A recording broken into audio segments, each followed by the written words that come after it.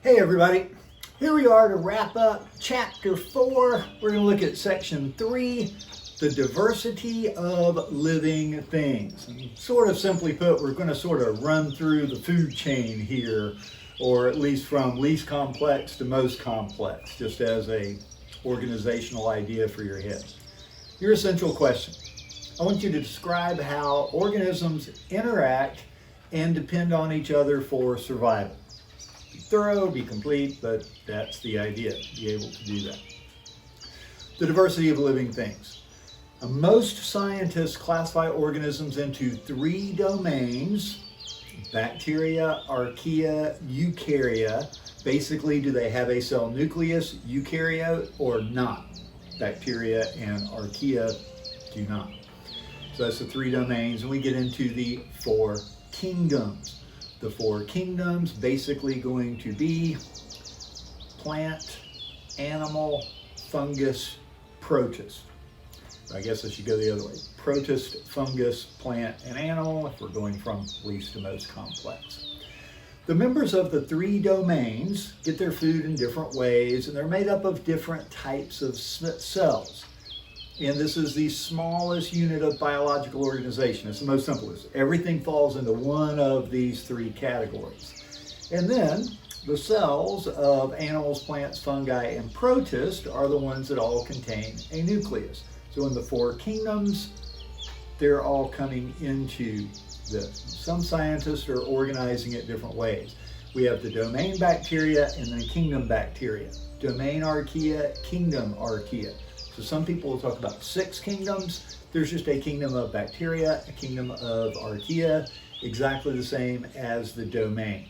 So some still talk about 3 domains, 4 kingdoms.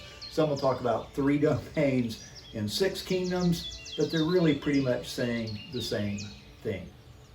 Now, cells of bacteria, fungi, and plants all have cell walls. Bacteria, fungi, plants all have cell walls. The cells of plants, fungi, protists, and animals all have a nucleus. Keep straight who has a nucleus and who has a cell wall. For instance, fungus and plants have both a nucleus and a cell wall. Bacteria, for instance, have no nucleus, but they do have a cell wall. That's something you need to be able to keep straight. Hint for test questions. Archaea and bacteria. Archaea differ from bacteria in their genetics and the makeups of their cell walls. Up until the 80s, we thought they were simply bacteria. They lived in extreme environments, and as our technology got better, we began studying, we realized their makeup is actually different. The genetics themselves and the cell wall is built differently than with bacteria. Bacteria, microscopic unicellular organisms that usually have a cell wall, and they reproduce by cell division, mitosis. 1 becomes 2, 2 becomes 4, etc. Unlike all the other organisms, like we said, archaea and bacteria lack nuclei. They occupy every habitat on Earth, from the hot springs to the desert, to under the ground, to living in the body of animals. So every habitat on Earth has both bacteria and archaea, or at least one or the other. Some kinds of bacteria break down the remains and waste of dead organisms, they're decomposers, and then they return those nutrients back into the soil. So one day when you and I die, bacteria will break us down and we go back into the soil so other plants can grow and our nutrients get recycled. Other bacteria recycle nutrients such as nitrogen and phosphorus, the nitrogen cycle. Nitrogen in the atmosphere, 78%. A certain species or several species of bacteria are responsible for taking nitrogen out of the air and fixing it and putting it into the soil so plants can use it. Also with phosphorus. Once again, as we die, the phosphorus goes around. Now, phosphorus does not ever have an aerosol or an air component. It's always in a solid. Bacteria also allow many organisms, including you and I, to extract the nutrients from our food. Without the bacteria in our stomach and our intestines breaking the food down even smaller, we really wouldn't be able to get proper nutrition. We could eat food but starve to death.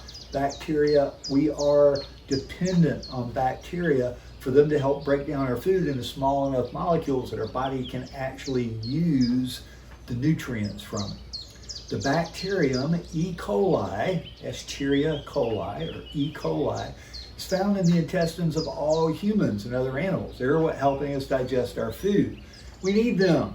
As my mom is famous for saying, too much of a good thing can be a bad thing. So it's funny when people talk about E. coli, I'm like, we all have E. coli in our stomach, but too much of them can be a bad thing. Going on from the bacteria now into fungi. So we're going to move into the 4 proper kingdoms. Fungi. A fungus is any organism. The cells do have a nucleus. They have rigid cell walls, but they have no chlorophyll. Long ago, when Carolus Linnaeus came up with a classification system, there were only plants and animals. No microscopes yet, so we didn't know about the wee beasties and a drop of water, and everything was classified as plant and animal. Mushrooms would have fallen into plant, but plants have to be producers. They produce their own food from the sun, and mushrooms don't do that. They don't have chlorophyll. So we had to create another kingdom for fungi because we realized they really are not plants. They're a separate thing. Now, a mushroom, you go outside and you see a mushroom popping up out of the ground. It's like it came there overnight, because quite often they do. That is just the reproductive structure of the fungus. Most of the organism is all underground, and it is breaking down dead organic matter in the ground, whether it's a stick, a twig, or a dead squirrel. It's these fibers, and it's absorbing food from the decaying organisms. But when it comes time for the mushroom or this fungus to reproduce, it sprouts the mushroom. And the mushroom has the spores that allow it to reproduce. The fungi get their food by releasing chemicals into the matter. It begins to dissolve it, breaking down, and then they absorb these materials. So they're slowly breaking it down, causing the tree to break down quicker than it would naturally by putting chemicals in it. And there are these huge networks of threads all under the ground, feeding off of any kind of organic matter they can find. And fungi play a very important role in breaking down the body of dead organisms. Without them, things would stick around in the forest a lot longer. So both fungi and bacteria are doing the role of decomposers out in the environment.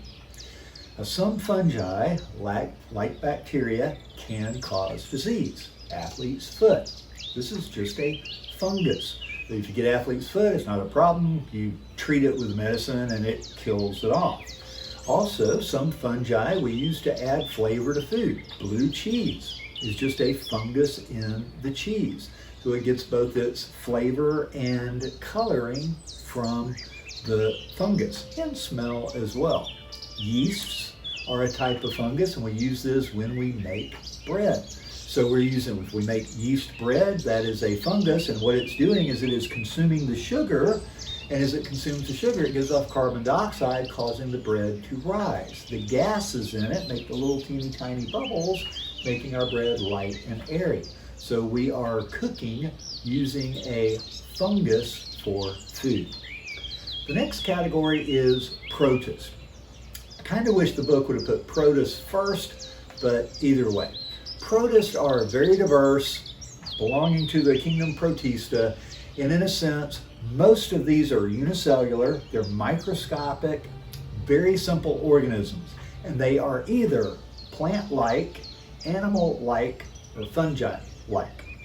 Amoebas, these are little teeny tiny microscopic creatures that move around, but they appear to move around and go after their food much like an animal would. Others, like algae, and some examples, have chlorophyll in them, and they're acting more like a plant, getting their energy from the sun as an autotroph, producing their own food. And others are very fungi-like. They'll attach onto something else and break down a dead body, but they're all microscopic, very simple organisms. Me personally, this is not like the known science world. I kind of think of it as a throwaway category. If it's a microscopic, single-celled organism, we're not really exactly sure what, we put it in the protist. Single-celled, for the most part, microscopic type organisms that are in there. Now another protist, Plasmodium, is the unicellular organism that causes malaria. Malaria isn't caused by the mosquito. If I happen to have this particular protist in my blood, the Plasmodium, a mosquito lands on me, extracts some of the Plasmodium, flies over you, and when it lands on you, some of my blood actually winds up making it into your blood, and the mosquito is just transmitting the disease. I'm the one that had it, but it transmits by blood, the mosquito putting it into you. Protists are both beneficial and they can be harmful. From an environmental standpoint, the most important protist is algae. So algae is a plant-like protist. They can make their own food from energy from the sun. Now these range in size from microscopic, we'll look at some in the lab, to kelp forests. Now kelp are very large visible plants with leaves, but it's still a form of algae and it's a protist. But this is very unusual to have a protist that's really large and you can see it. Now once again, you get enough algae in a lake and it looks green, but it's lots and lots and lots of microscopic ones. So protists can range in various sizes, taking us up to plants. Multicellular organisms, they make their own foods. They're known as autotrophs or producers. The word means the same thing. And they have a cell wall. So plants, multicellular. If it's not multicellular and it's plant-like, it's a protist. So all plants are multicellular by definition, make their own food from sunlight, and they have cell walls. Most live on land. Their leaves get the sunlight. They take in carbon dioxide and give off oxygen for the most part. At nighttime when the sun isn't out, the process reverses a little bit, and they absorb nutrients from the soil, so they take water and minerals up from the soil, carbon dioxide from the air, in the chlorophyll, combine them to form carbohydrates food, and this is how they grow. Grow their fruit, grow their stems, grow their leaves, etc. Leaves and roots of plants are connected by vascular tissues, the xylem and the phloem. The xylem is bringing water and nutrients up, and the phloem is carrying nutrients down from the leaves where they're producing the food, etc. But it's these series of tubes that make it a vascular plant. So plants can come in two big categories, vascular and non-vascular. So the ones with no vascular tissues, they don't have this xylem and phloem, are non-vascular. These tend to be like mosses, probably some others, but moss is the huge category. The Spanish moss we have in our trees, a little moss growing on the ground, they all have very small, they don't have big trunks, it's small structures. Hey, experiencing technical difficulties with my tripod, so sorry for the skip or the jump, but here we go. So with the non-vascular plants, they have to have small structures because the water has to, by osmosis, make its way into the plant. So they tend to be small, like our Spanish moss. You look at any individual part and it's just made up of these little interconnected little strands. Same when you look at moss, it tends to be down low on the ground. They have to be somewhere where it's damp. They have to get enough moisture, enough humidity in the air for the water to make its way all the way in. They don't have deep root systems to pull water all the way up because they don't have the vascular structures. So vascular, non-vascular as one way to break down plants. Another way we can break down plants, vascular. So we have vascular, non-vascular. Of vascular plants, we have gymnosperms and angiosperms. Gymnosperm, these are woody vascular seed plants, but the seeds are not enclosed in an ovary or fruit. Gymnast. The original word gym means naked. A gymnasium was a place to work out naked. Remember the original Olympics, they ran those naked. So the word gym, its root comes from naked. So a gymnosperm literally means naked seed. It's how I remember it. Naked seed, like conifers, pine trees, cone-bearing plants. So gymnosperms, cone-bearing plants. A lot of our lumber and paper actually comes from gymnosperms. Means it's a naked seed. It's not enclosed in a fruit or ovary of some kind. Gymnosperms have several adaptations that really help them to live in dry conditions, where a lot of times we tend to find them. They can produce pollen, and pollen protects the sperm as it moves between plants. Pollen is basically sperm of the plant world. It's released, it is the male gamete of the tree, and it can drift in the wind over to another plant, find its way into the ovary. The plants produce seeds, and these protect the developing plants from drying out. So the seed's there, and the seed can sit sometimes for years before conditions become right for it to pop up. And then a conifer, pine, they tend to live in drier areas, and the pine needle is the leaf of the tree. Well, it's highly specialized. They tend to be waxy, they're small, they're not big, broad, and flat to let a lot of water out. They're skinny and narrow, so very little water escapes from a pine tree. But these are some of the adaptations of a gymnosperm. Angiosperm. These are flowering plants. If it's producing a flower, it's a gymnosperm, that they produce seeds within the fruit. Most of our land plants are angiosperms. So various different types, all the flowering plants, fruits, vegetables, things of this nature are flowering plants. Orange trees, they produce the blossoms and then produce the fruit. Angiosperm. The flower is the reproductive structure of the plant. Angiosperms, like grasses, have little small flowers, and these use the wind to disperse their pollen. Now, both use pollen, both angiosperms and gymnosperms. But a gymnosperm has a male pine cone and a female pine cone. The male ones are little teeny tiny ones, and the female ones are what we think of as pine cones. But they're still releasing pollen. Angiosperms release pollen, but they have flowers. The pollen finds its way into the flower, which in the bottom is an ovary, and this is where the seed will develop. And a lot of times it's at the base of the flower dies off, and that's where the fruit grows from, and we find the seeds inside the fruit.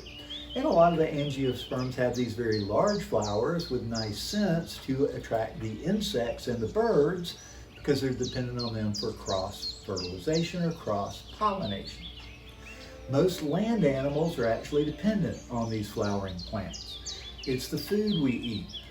Wheat, rice, beans, oranges, lettuce, all of this comes from flowering plants or angiosperms. A lot of our building materials and fibers are also. Oak trees are angiosperms. They actually produce little flowers in the pollen. In the springtime, we see those come out. Cotton also comes from flowering plants. So gymnosperm, naked seed, angiosperm, flowering plant, seeds are inside the fruit. This takes us to invertebrates. An invertebrate, an animal without a backbone, pretty straightforward. A lot of these live attached to hard surfaces in the ocean, like an oyster or a sponge. They'll attach to something else. We refer to that as a sessile, a non-moving organism. Also corals, they're attached and the little animals are inside of the corals, and some worms and mollusks. Now, mollusks tend to be more mobile, like snails, but a lot of these organisms, like the sponges or clams, are only mobile when they're in their larval stage. Other invertebrates, like the squid and jellyfish and many insects on land, actively move around looking for food. There are actually more insects on Earth than any other type of animal. Many insects, and these fall into the invertebrate category. They have an exoskeleton, right? The skeleton's on the outside, so they're invertebrate. Insects wind up being successful for quite a few reasons. They have this waterproof external skeleton, their exoskeleton. They can move and reproduce quickly. They can move, get out of the way so we can't catch them, can't swat them. They reproduce quickly so they can have more offspring. Many of them can fly, and their small size allows them to live on very little food. They don't need much to survive, and being fast and small also allows them to hide from enemies. So insects have a lot of adaptations that really help them survive and predominate on the planet Earth. And a lot of plants and animals have evolved together in this co-evolution pattern, especially the insects that carry pollen from one part to the other. Many of our plants can't exist without some form of cross-pollination, either by bees, bats, or birds, or butterflies, kind of our big pollinators, but they've co-evolved together. The insects need the nectar, the plants need the pollen to get carried from one source to the other. So there's this symbiotic relationship between the two of them. And this takes us up to vertebrates, animals with a backbone, like you and me. These include mammals, birds, reptiles, amphibians, and fish. All of these fall into this category. The first vertebrates, we believe, were fish. But today, most vertebrates live on land. By the term most, we mean most types of vertebrates. There's probably still more fish, but we clump fish into one category, and then mammals, various things, and others. So there's more types of vertebrates on land now than there are types of vertebrates in the ocean. There's actually a lot more invertebrate in the ocean, jellyfish, squid, etc. The first land vertebrates, we believe, were reptiles, and these were successful because they had a waterproof egg. The amphibians had to lay their eggs in the water still, but the reptiles evolved where they had this waterproof egg and allowed the egg to hatch on land, and that kept it away from all the predators in the water. So at the time where most everything was laying eggs in the water, it was a food source. If something could lay its eggs on land where there weren't as many, this was a beneficial adaptation and allowed them to begin to thrive. Now, birds are warm-blooded vertebrates with feathers, but they actually lay hard-shelled eggs. Like a lizard lays a leathery kind of egg, but birds lay hard-shelled eggs, and they have to sit on them, and they keep them warm until they develop these insulating layers. So once again, a bird is an evolutionary step along again. Amphibian, still laying eggs in the water. Reptiles laying a leathery egg on land, but then they leave it. And birds laying a hard-shell egg, but then they have to sit on it to nurture it until it's time to hatch. So they hatch a little more, less developed. Mammals, warm-blooded vertebrates, they have fur. Now, we have hair, but we do have hair across our bodies, and they feed their young milk. So birds and mammals both have the ability to maintain high body temperatures, which allows us to live in cold areas. For instance, we don't tend to find certain amphibians in cold areas. A lot of reptiles can't live in the really cold areas, but birds and mammals can. So this is a further adaptation that allows them. So that kind of takes us through from the most simple to some of the most complex along an evolutionary line, looking at our classification of organisms. Sorry for weird technical difficulties in this one, but it's all good. Take care, guys, and we'll see you next time.